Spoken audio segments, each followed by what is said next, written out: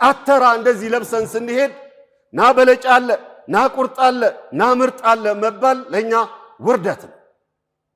ሌላው አካል ለብሶ ሲሄድ ና ጫት አለ ይባላል።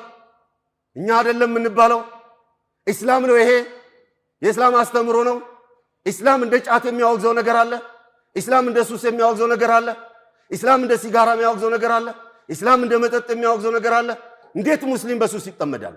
እንዴት ሙሉ የሆነ ሰው በሱስ ይጠመዳል? እንዴት ሱሰኛ ዒባዳ ይችላል?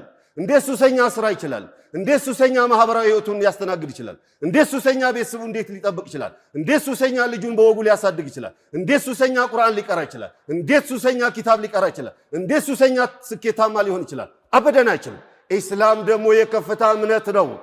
ኢስላም የልቅና እምነት ነው። ኢስላም የእውቀት እምነት ነው። ኢስላም የሥራ እምነት ነው። ኢስላም የጀግንነት እምነት ነው።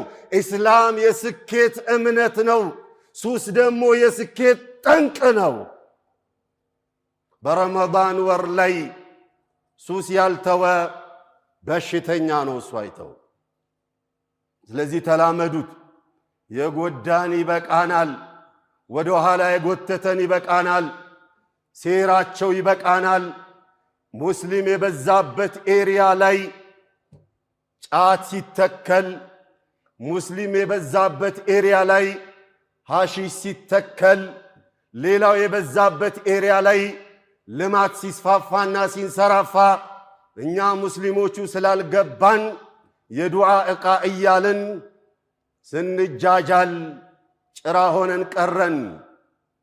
በእኛ ይብቃ፣ ልጆቻችንን እናንቃ። ወጣት ትልቁን አይቶ አይበላሽ። ሱስ ውስጥ አንጠመድ። ሀገራችንን እናሳድግ። የእስላምን ባንዲራ ከፍ እናድርግ።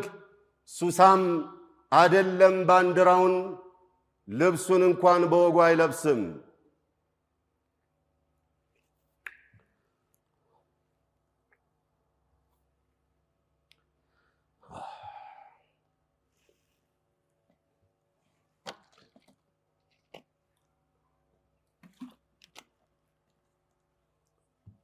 አሞ ያማል።